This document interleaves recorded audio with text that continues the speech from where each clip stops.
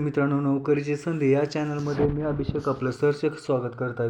विद्यार्थी मित्रांनो, कालच म्हणजे 31/12/2025 रोजी जिल्हा परिषदेमधील जे आरोग्य सेवक हे पद आहे, त्या आरोग्य सेवकसाठी फॉर्म भरण्यासाठी जो शैक्षणिक पात्रता आहे तो काय असायला पाहिजे या संदर्भात काल जी प्रसिद्ध झालेला आहे. आणि त्या जी-आरमध्ये स्पष्ट सांगितलेलं आहे की आरोग्यसेवक हा जर फॉर्म भरायचा असेल किंवा आरोग्यसेवक या पदाची जी शैक्षणिक पात्रता आहे ती 12वी विज्ञान उत्तीर्ण असणं गरजेचं आहे. आणि त्यासोबत जो स्वच्छता निरीक्षक म्हणजेच आपण ज्याला सॅनिटरी इन्स्पेक्टर कोर्स म्हणतो तो आवश्यक आहे, म्हणजेच तो पास असणं गरजेचं आहे फॉर्म भरण्याच्या अगोदर. तर बघा, पुढे आपण जी आर कालचा जो प्रसिद्ध झालेला आहे त्याच्या संदर्भात आपण पाहूया. तर बघा, जसं की आपण स्क्रीनवरती पाहत आहात, वरती या ठिकाणी 31 डिसेंबर 2025 हा जो जी आर प्रसिद्ध झालेला आहे त्याच्याविषयी माहिती सांगण्यात आलेली आहे. पुढे काय सांगितलेलं आहे की जिल्हा परिषदेअंतर्गत आरोग्यसेवक पुरुष या पदासाठी सेवा प्रवेश नियमात सुधारणा करण्याबाबत. तर हा जो सेवा प्रवेश नियम आहे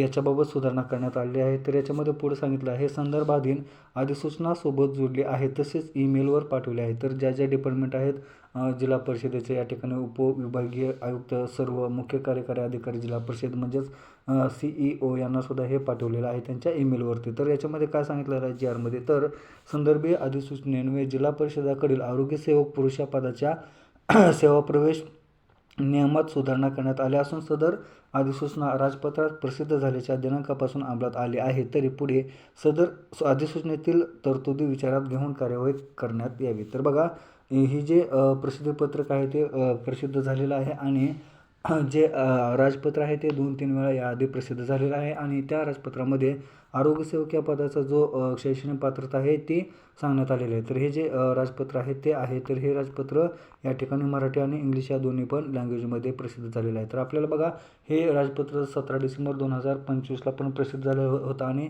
त्याची निश्चिती करण्यासाठी काल म्हणजेच 31 डिसेंबर 2025ला सुद्धा ही अधिसूचना करण्यात आलेली आहे. तर याच्यामध्ये आपल्याला महत्त्वाची जी गोष्ट आहे ती याच्यामध्ये बघूया. तर याच्यामध्ये 2 प्रकारे पदे भरली जाणार आहेत. एक आरोग्य विभागामधील जिल्हा परिषदेमधील जे गट ड कर्मचारी आहेत ज्याला आपण परिचर म्हणतो त्याच्यामधून 25% पदे भरले जाणार आहेत. आणि सरळ सेवेमार्फत जी पदे आहेत ती 75% येणार आहेत. तर याच्यामध्ये आपल्याला महत्त्वाची गोष्ट आहे ती सरळ सेवेमार्फत भरणाऱ्या या पदासाठी. तर याच्यामध्ये बघा, सरळ सेवा या पदांसाठी जी शैक्षणिक पात्रता आहे या ठिकाणी दिली आहे. तर यामध्ये काय सांगितलेलं आहे, विज्ञान विषयासह उच्च माध्यमिक शालांत प्रमाणपत्र परीक्षा म्हणजेच काय, तर या ठिकाणी 12वी उत्तीर्ण असणं गरजेचं आहे आणि सोबत विज्ञान हा विषय असणं कंपल्सरी आहे.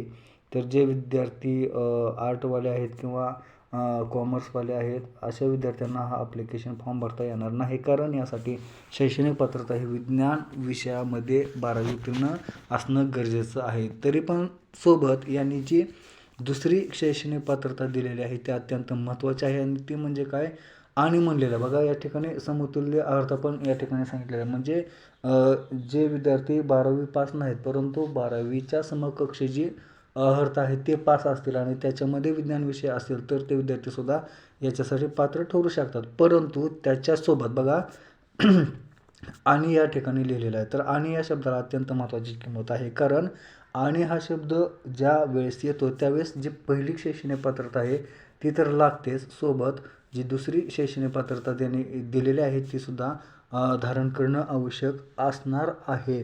परंतु या ठिकाणी जर किंवा वा असे जर शब्द आणीच्या ऐवजी लिहिलेले असते तर आपल्याला ती शैक्षणिक पात्रता दुय्यम आहे ती लागणार नाही. परंतु या ठिकाणी शब्द कोणता वापरलेला आहे ते बघा, तर या ठिकाणी आणि म्हटलेलं आहे, त्यामुळे हे तर लागणारच आहे 12वी सायन्सची पात्रता. त्यासोबत हा जो कोर्स आहे तो सुद्धा लागणार आहे. तर याच्यामध्ये बघा, बरेच यूट्यूबवाले काय सांगत आहेत की हा जो कोर्स आहे SIचा किंवा सॅनिटरी इन्स्पेक्टर आपण ज्याला म्हणतो स्वच्छता निरीक्षकचा, तो जॉईन झाल्यानंतर 3 संधीमध्ये उत्तीर्ण करणं गरजेचं आहे असं ते सांगत आहेत. परंतु विद्यार्थी मित्रांनो, याचा अर्थ तसा होत नाही. हा कोर्स आहे तो फॉर्म भरते वेळीच लागणार आहे.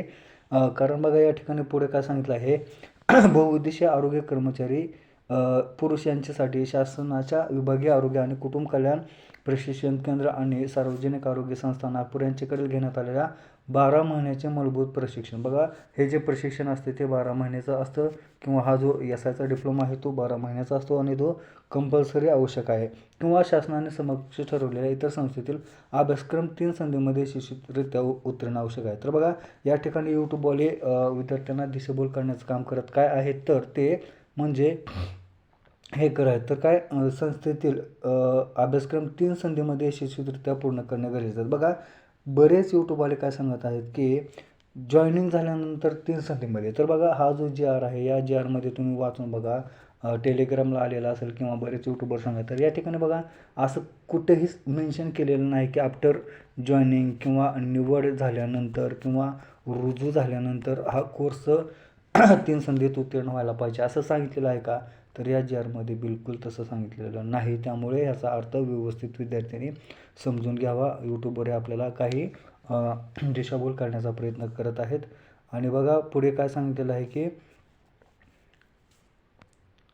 अभ्यासक्रम 3 संधीमध्ये यशस्वीरित्या पूर्ण करणे आवश्यक आहे. तर हे जे 3 संधीचा अर्थ आहे तो सुद्धा ते चुकीचं सांगत आहेत. ते काय म्हणत आहेत, 12वी पास तर लागणार आहे सायन्समध्ये, आणि प्लस जो SIचा कोर्स आहे तो जॉईनिंग झाल्यानंतर लागणार आहे सांगत. तर या ठिकाणी कुठेही जॉईनिंगचा उल्लेख केलेला नाही. आणि 3 संधीचा अर्थ ते काय सांगत आहेत, तर 3 संधीमध्ये या ठिकाणी आपण जॉईनिंग झाल्यानंतर 3 प्रयत्नामध्ये करणं गरजेचं असं ते सांगत आहेत. परंतु याचा अर्थ अजिबात असं होत नाही. तर 3 संधी म्हणजे काय, तर 3 अटेम्प्ट असा होतो. तर 3 अटेम्प्ट म्हणजे काय, तर ज्यावेळेस आपण SIचा कोर्स शिकत असतो त्यावेळेस बरेच विद्यार्थी काय होतात, पहिल्या प्रयत्नात पास होतात, बरेच विद्यार्थी दुसऱ्या प्रयत्नात, बरेच विद्यार्थी तिसऱ्या प्रयत्नात, म्हणजे पहिल्या वर्षी पास होत नाहीत, दुसऱ्या वर्षी पास होत नाहीत, तिसऱ्या वर्षी पास होत नाहीत, काय पहिल्या वर्षी पास होतात, काय जणांना 2 अटेम्प्ट द्यावे लागतात, काय जणांना 3 अटेम्प्ट द्यावे लागतात. तर 3पेक्षा जास्त अटेम्प्टमध्ये विद्यार्थी जर पास झालेला असेल तर तो सुद्धा या ठिकाणी ॲप्लिकेबल होत नाही आरोग्य सेवक फॉर्म भरायला. म्हणजेच काय, तर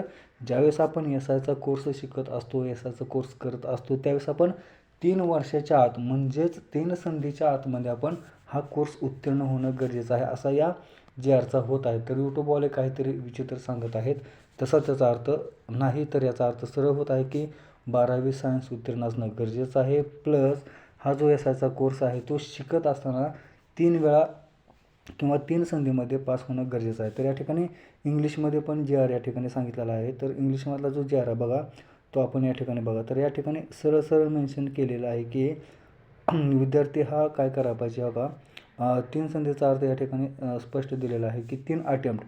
तर within 3 attempt unless he has completed the same. म्हणजेच काय, तर 3 संधीमध्ये म्हणजे 3पेक्षा जास्त संधीत उत्तीर्ण होणं गरजेचं नाही. म्हणजेच काय, 3 वेळा आपण SIचा कोर्स शिकत असताना 3 संधीत पास होणं असं गरजेचं आहे.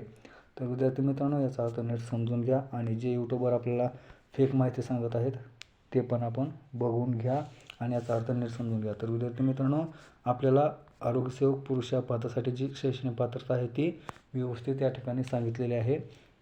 तर विद्यार्थी मित्रांनो, आजच्या व्हिडिओमध्ये एवढीच माहिती द्यायची होती. आपल्याला व्हिडिओ कसा वाटला हे आपण आपल्या कमेंट बॉक्समध्ये नक्की कळवा. सोबत आपला चॅनल सबस्क्राईब करा.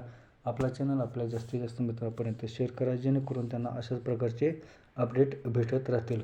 तर आपल्या मनामध्ये काही प्रश्न असल्यास ते आपण आपल्या कमेंट बॉक्समध्ये नक्की कळवू शकता. भेटूया अशाच प्रकारच्या नवीन व्हिडिओमध्ये. तोपर्यंत जय हिंद, जय महाराष्ट्र.